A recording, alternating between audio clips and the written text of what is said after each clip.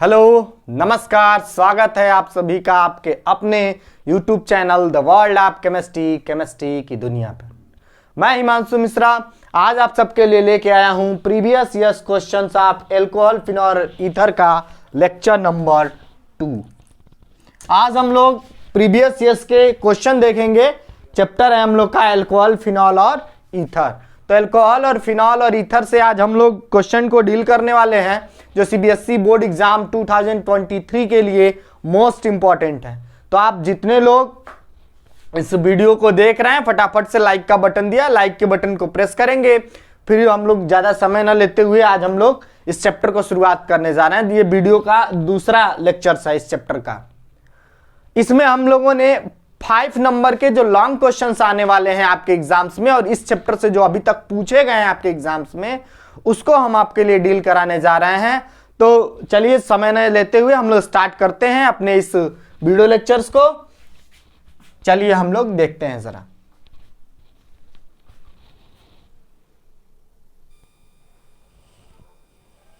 चलिए जरा हम लोग देखते हैं 5 मार्क्स के क्वेश्चंस हैं।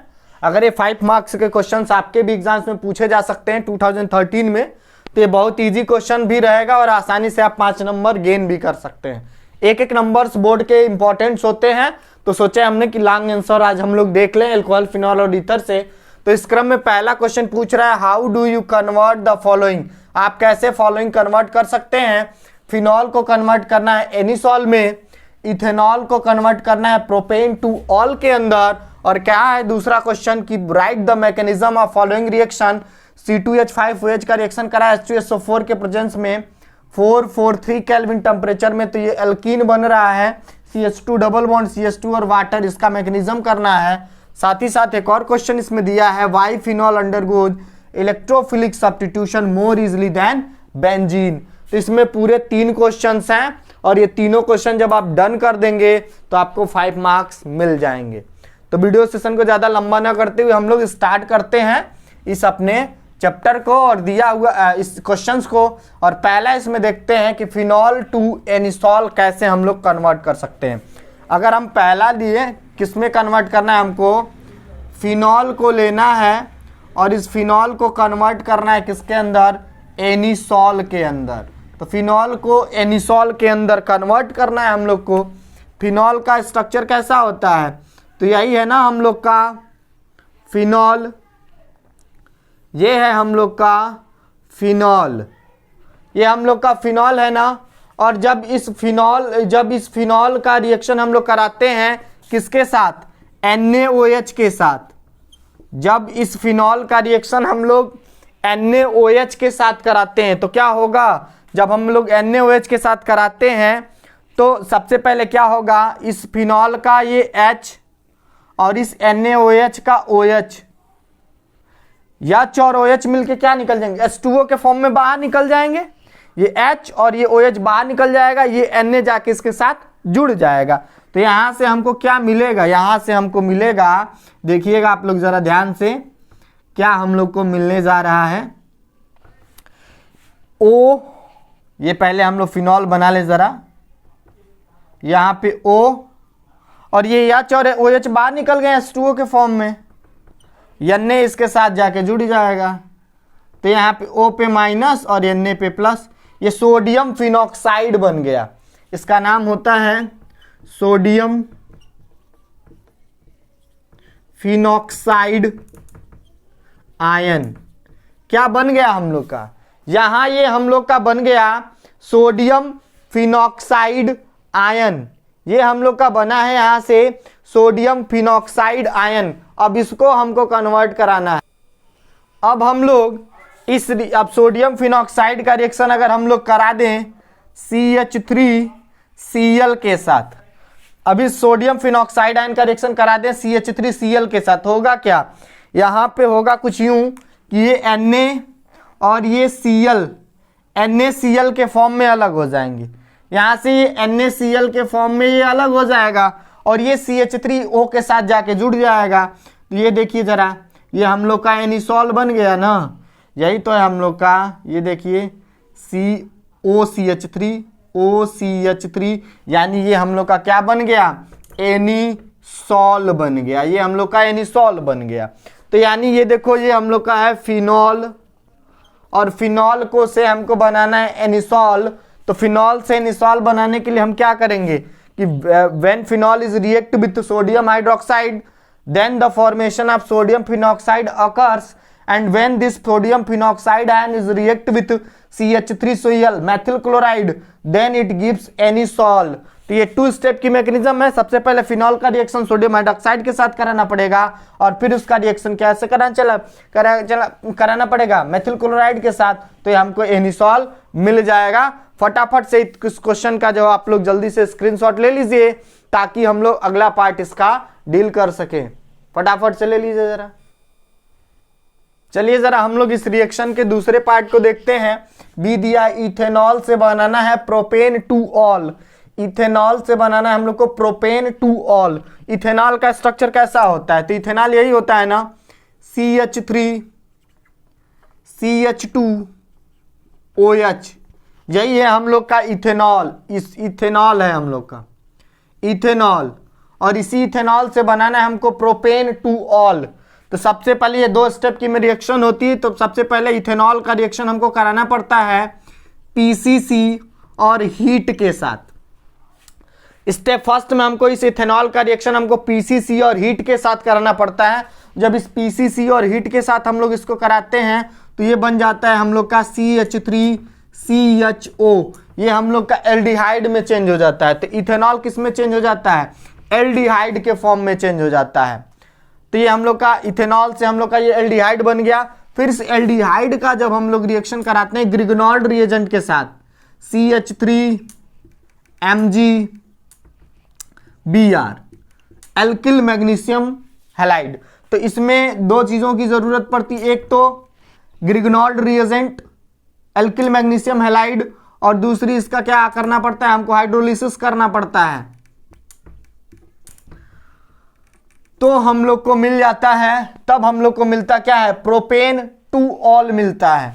सबसे पहले इथेनॉल का रिएक्शन PCC और हीट के साथ कराएंगे तो ये हमको एल्डिहाइड मिल जाएगा। और अब इस एल्डिहाइड का रिएक्शन जब हम लोग ग्रिगनॉल्ड रिएजेंट CH3MgBr और हाइड्रोलिसिस उसका जब हम लोग कराएंगे तो हम लोग को मिलेगा क्या, प्रोपेन टू ऑल CH3CH, इधर ये CH3 और इधर ये क्या OH।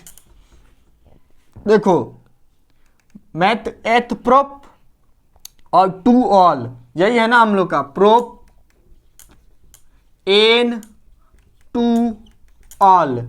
तो अगर हमको इथेनॉल से प्रोपेन टू ऑल बनाना है तो सबसे पहले इथेनॉल का रिएक्शन PCC और हीट के साथ कराएंगे।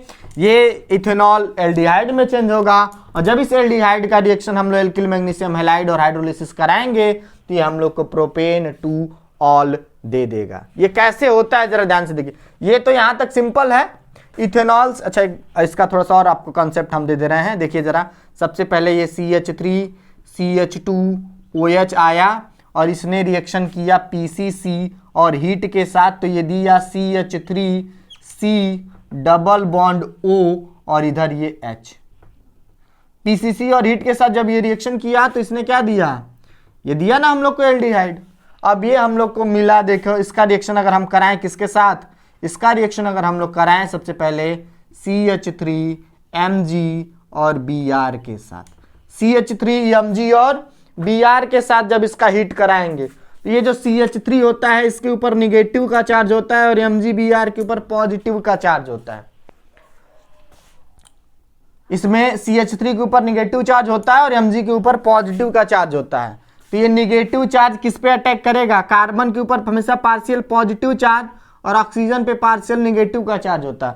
तो ये CH3 इस पार्शियल पॉजिटिव चार्ज कार्बन पे अटैक करेगा, क्योंकि निगेटिव सेंटर पॉजिटिव सेंटर पे अटैक करते हैं। तो ये निगेटिव सेंटर ने इस पॉजिटिव सेंटर पे अटैक किया, तो जब ये एक बॉन्ड बनाएगा तो एक बॉन्ड ये टूटेगा भी, तो ये एक बॉन्ड बनाया और एक बॉन्ड टूट गया। तो यहाँ से क्या स्ट्रक्चर मिलेगा हम लोग को, देखिए यहाँ से हम लोग को स्ट्रक्चर मिलेगा कुछ यूं, CH3 ये CH3 इसके साथ जाके जुड़ रहा है, ये CH3 इसके साथ जाके जुड़ रहा है, ये CH है, मैं यहाँ लिख देता हूँ ये CH। अब ये CH3 जाके जुड़ा इस कार्बन से, तो यहाँ CH3 और ये देखो ये वाला एक बॉन्ड टूट के इसके ऊपर शिफ्ट हुआ है, तो O पे आ गया है आपका निगेटिव का चार्ज। जब यहाँ O पे निगेटिव का चार्ज आ गया तो ये पॉजिटिव है ना, अब ये पॉजिटिव जहाँ के कहाँ अटैक करेगा, ये पॉजिटिव जाके यहाँ पे अटैक करेगा, ये पॉजिटिव यहाँ जाके अटैक कर, तो यहाँ से क्या हो जाएगा, यहाँ MgBr हो जाएगा, जाके इसके साथ अटैक कर लेगा, ये यहाँ चला आएगा।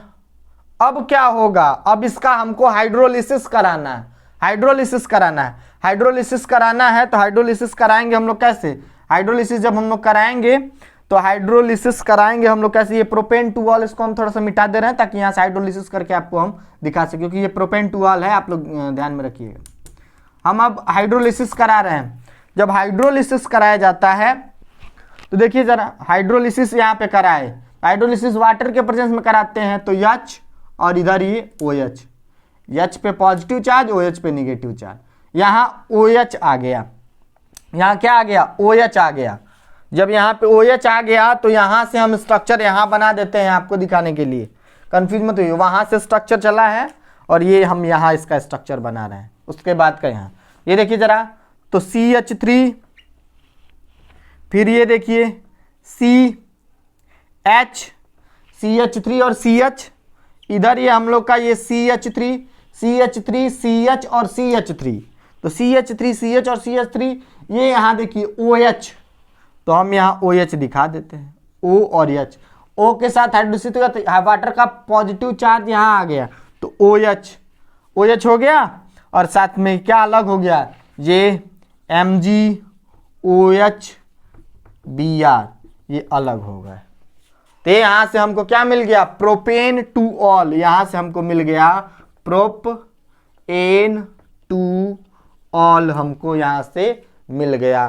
तो यहाँ से इथेनॉल से हम लोगों ने प्रोपेन टू ऑल बना लिया। ये सिंपल रिएक्शन और ये मैकेनिज्म के थ्रू भी दिखाएंगे तो आपका एक भी नंबर कटेगा नहीं, तो आपके पूरे फुल में फुल मार्क मिल सकते हैं।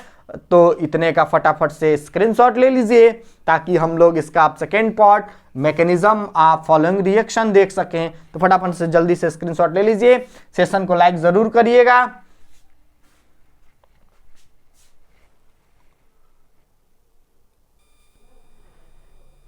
चलिए जरा अब हम लोग इसकी मैकेनिज्म को डील कर रहे हैं।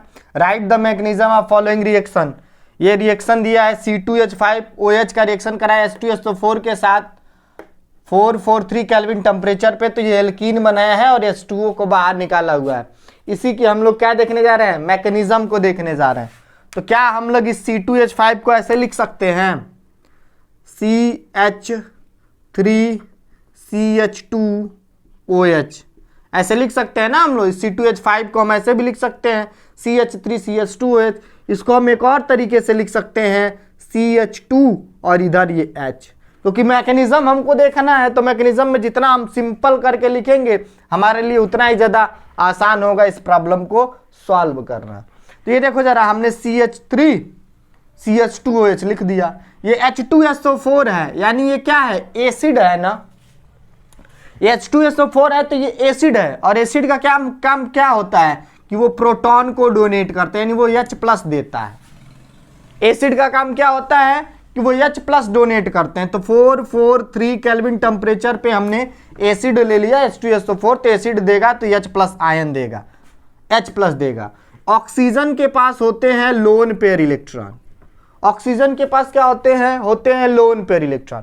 जब ये इस हाइड्रोजन के पास इलेक्ट्रॉन की कमी है, पॉजिटिव चार्ज यानी इसने अपना इलेक्ट्रॉन लूज कर दिया है, तो पॉजिटिव चार्ज का मतलब इलेक्ट्रॉन को लूज करना, इलेक्ट्रॉन इसको चाहिए, तो इलेक्ट्रॉन चाहिए तो ये कहाँ जाकर अटैक करेगा, जहाँ पे इलेक्ट्रॉन डेंसिटी ज़्यादा है। तो ऑक्सीजन पे इलेक्ट्रॉन डेंसिटी ज़्यादा है तो ये क्या करेगा, सबसे पहले इस पे जाके ये अटैक करके इसके साथ जुड़ना चाहेगा।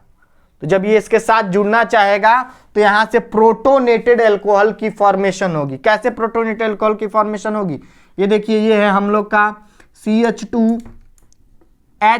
CH2H और फिर इधर ये देखिए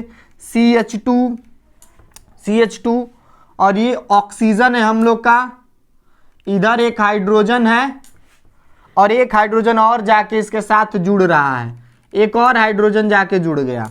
अब ऑक्सीजन के ऊपर क्या आ जाएगा, पॉजिटिव चार्ज हो जाएगा, क्योंकि ये प्रोटोनेटेड अल्कोहल हो चुका है। ये देखिए यहाँ से प्रोटोनेटेड एल्कोहल हो गया है। क्या हो गया यहाँ से, यहाँ से ये हम लोग को प्रोटोनेटेड एल्कोहल की फॉर्मेशन हो गई। प्रोटोनेटेड एल्कोहल की फॉर्मेशन हो गई, प्रोटोनेटेड एल्कोहल की फॉर्मेशन हो गई।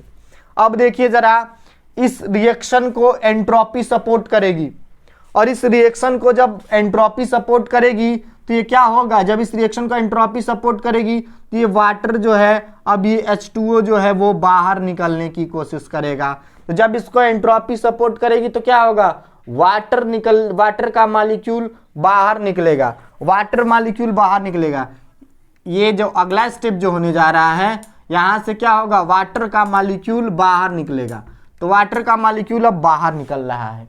तो जब वाटर का मॉलिक्यूल बाहर निकलने की कोशिश करता है, यही जो होती है इसकी रेट डिटरमाइनिंग स्टेप होती है, RDS, यानी ये स्लो स्टेप होती है।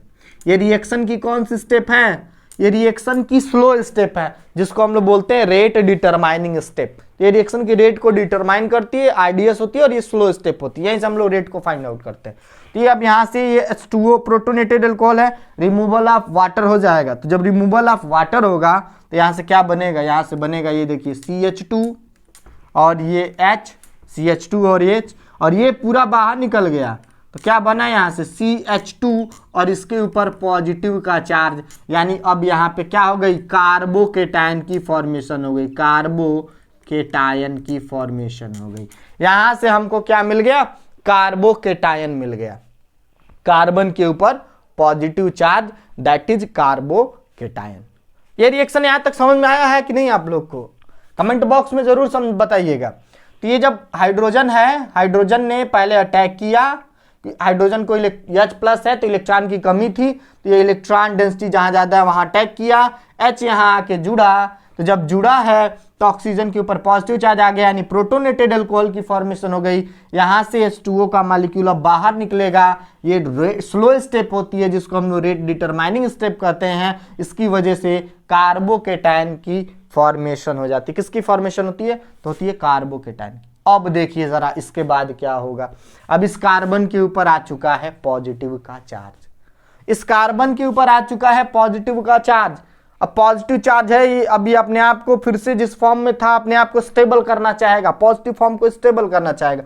स्टेबल कैसे होगा, पॉजिटिव चार्ज है यानी इसके पास इलेक्ट्रॉन की कमी है, अगर ये इलेक्ट्रॉन को ले ले तो इसका पॉजिटिव चार्ज बाहर हो जाएगा। ये यहाँ से क्या करेगा, ये यहाँ से हाइड्रोजन को बाहर करके ये दोनों इलेक्ट्रॉन, एक बॉन्ड में 2 इलेक्ट्रॉन होते हैं, तो एक बॉन्ड से दोनों इलेक्ट्रॉन को अपनी तरफ लेगा और दोनों इलेक्ट्रॉन से लेके यहाँ डबल बॉन्ड की फॉर्मेशन ये कर देगा। ये H बाहर निकल जाएगा, यहाँ से डबल बॉन्ड की फॉर्म। ये जो होती है, ये जो रिएक्शन होती है, ये फास्ट स्टेप है, ये रिएक्शन की फास्ट स्टेप है, ये रिएक्शन की फास्ट स्टेप है। ये वाली जो स्टेप है वो कौन सी है, फास्ट स्टेप है। यहां से H बाहर निकलेगा, H और दोनों इलेक्ट्रॉन को दे के बाहर निकलेगा, और जब दोनों इलेक्ट्रॉन देगा तो यहां से बन जाएगा CH2 डबल बॉन्ड CH2। यहां से क्या होगा, CH2 डबल बॉन्ड CH2, यहां से हो जाएगा, देखा आप लोग, ये वाटर मॉलिक्यूल बाहर भी निकल गया है, यही वाटर मॉलिक्यूल है ना जो यहाँ लिखा गया है, तो वाटर का मॉलिक्यूल भी बाहर निकला और ये हमारा एल्कीन भी बन गया। यही इसका क्या है, मैकेनिज्म है। तो right the mechanism of following reaction. तो C2H5 का रिएक्शन कराया H2SO4 के साथ 443 केल्विन टेम्परेचर पे, तो एल्कीन और वाटर बनाया, ये वाटर का मॉलिक्यूल रिमूव लो और यहाँ से एल्कीन। तो ये 2 स्टेप की मैकेनिज्म है। फटाफट से इतने का स्क्रीनशॉट ले लीजिए। अब हम लोग इस 5 नंबर के क्वेश्चन का तीसरा जो बचा हुआ है क्वेश्चन, उसको हम लोग डील करें। फटाफट से इतने का आप लोग स्क्रीनशॉट ले लीजिए। चलिए हम लोग बढ़ते हैं अपने इस क्वेश्चन के लास्ट आंसर की तरफ। दिया है why phenol undergoes electrophilic substitution more easily than benzene. जो फिनॉल होता है वो इलेक्ट्रोफिलिक सब्स्टिट्यूशन रिएक्शन आसानी से देता है एज कंपेयर टू बेंजीन। तो हम लोग सबसे पहले फिनॉल का स्ट्रक्चर जरा देखें। तो ये होता है फिनॉल का स्ट्रक्चर।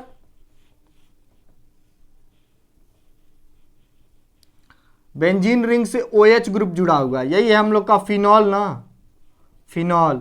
और बेंजीन का स्ट्रक्चर कैसे होता है, तो बेंजीन का स्ट्रक्चर कुछ यूं होता है, ये बेंजीन का स्ट्रक्चर है। ये हम लोग का है बेंजीन। तो एक फिनॉल, दूसरा बेंजीन।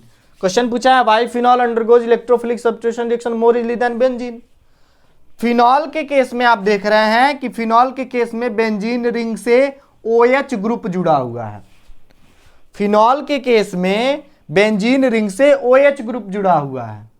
OH ग्रुप जब जुड़ा हुआ है तो ये क्या करेगा, रिंग को एक्टिवेट करेगा। फिनॉल के अंदर जो OH ग्रुप लगा हुआ है, फिनॉल के अंदर बेंजीन रिंग से जो OH ग्रुप लगा हुआ है वो इस बेंजीन रिंग को एक्टिवेट करेगा। एक्टिवेट करेगा किसके लिए एक्टिवेट करेगा, कि तुम इलेक्ट्रोफिलिक सब्स्टिट्यूशन रिएक्शन दो इजी तरीके से। क्या हमने कहा फिनॉल के स्ट्रक्चर में बेंजीन रिंग से जो OH ग्रुप लगा हुआ है वो बेंजीन के इस रिंग को एक्टिवेट करता है कि इलेक्ट्रोफिलिक सब्स्टिट्यूशन रिएक्शन इजीली दो। वो कैसे, वो कुछ यूं देखिए जरा, ये फिनॉल है ना, ये ऑक्सीजन पे होते हैं लोन पेयर इलेक्ट्रॉन। ये अपने लोन पेयर इलेक्ट्रॉन को रिंग की तरफ फेंकता है, और जब ये रिंग की तरफ फेंकेगा, जब तक आप रिजोनेटिंग स्ट्रक्चर नहीं बनाएंगे नंबर फुल नहीं पाएंगे। तो आपको इसके रिजोनेटिंग स्ट्रक्चर्स भी बनाने पड़ेंगे और दिखाना पड़ेगा कि इलेक्ट्रोफिलिक सब्स्टिट्यूशन के लिए ये रिंग को एक्टिवेट करता है। तो ये देखिए, ये इलेक्ट्रॉन डोनेटिंग ग्रुप है OH, तो ये अपने इलेक्ट्रॉन को रिंग की तरफ फेंकेगा। जब ये रिंग की तरफ फेंकेगा तो एक बॉन्ड बनेगा, 2 इलेक्ट्रॉन से एक बॉन्ड बनेगा, और जब एक बॉन्ड बनता है तो वहीं एक बॉन्ड टूटता भी है, और टूट के यहाँ इस आर्थो पोजीशन पे शिफ्ट हो जाएगा। तो यहाँ से एक रिजोनेटिंग स्ट्रक्चर हम लोग को मिलेगा। कैसा रिजोनेटिंग स्ट्रक्चर मिलेगा, कुछ यूं हम लोग को रिजोनेटिंग स्ट्रक्चर मिलेगा। देखिएगा ज़रा ध्यान से, ये OH है, अब O पे पॉजिटिव चार्ज आ जाएगा, यहाँ से डबल बॉन्ड बन गया, एक बॉन्ड टूट के यहाँ शिफ्ट हो गया, ये बॉन्ड यहाँ पे शिफ्ट हो गया। ये वाला बॉन्ड हमने टच नहीं किया है, जैसा है वैसा ही। ये वाला बॉन्ड भी हमने टच नहीं किया है, जैसा है वैसा भी। फिर रिजोनेंस होगा, एक बार और ये बॉन्ड टूटेगा, एक बार और ये बॉन्ड बनेगा, तो एक बॉन्ड यहाँ से टूटेगा, तो यहाँ से एक और रिजोनेटिंग स्ट्रक्चर मिलेगा। पहला ये, फिर दूसरा ये, अब तीसरा हम लोग बना रहे हैं। ये देखिए OH जैसे है वैसे ही, ये देखिए ये डबल बॉन्ड और ये OH, O पे पॉजिटिव चार्ज।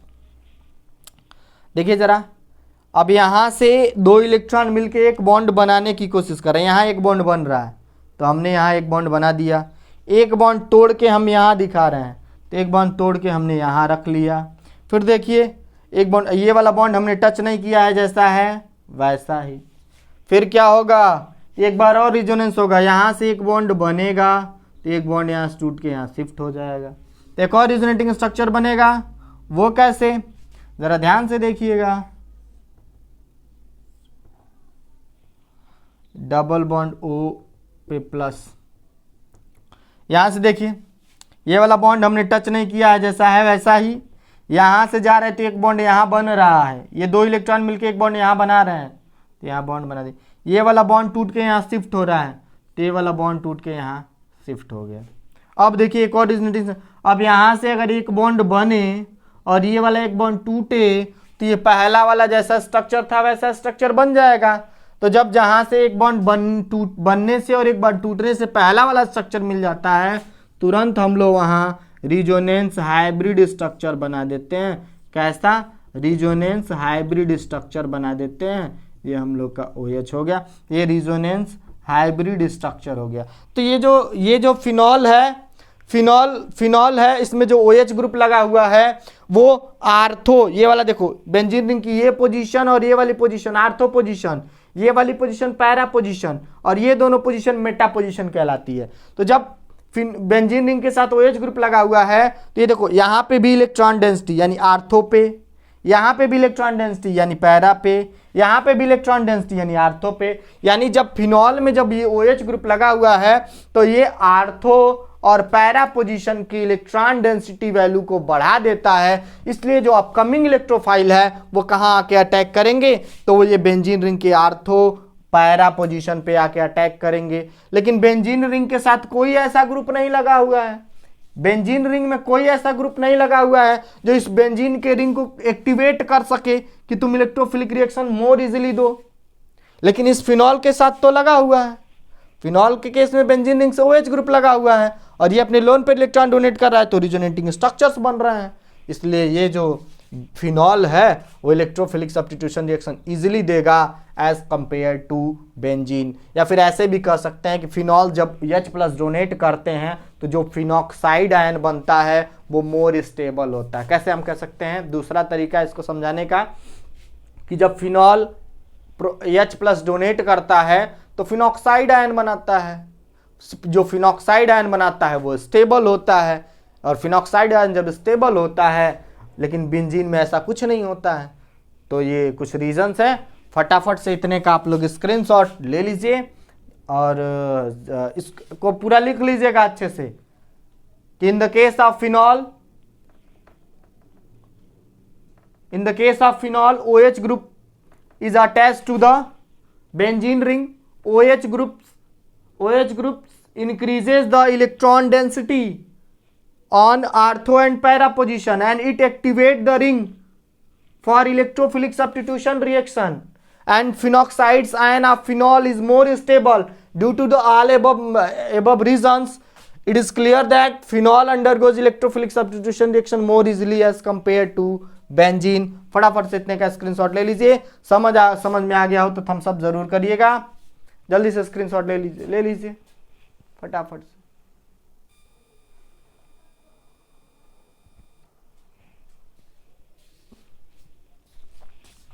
तो गाइस इसी के साथ हम लोगों ने इस प्रीवियस ईयर्स क्वेश्चंस में 5 नंबर का जो ये क्वेश्चन देखा है, इसके जो ये तीनों क्वेश्चन थे, ये सिर्फ एक बार मत सोचिएगा कि 2019 में ही एक बार आए, लेकिन इसका एक एक पार्ट किसी न किसी ईयर में हर साल आया। अधिकतर ये क्वेश्चन पूछे गए।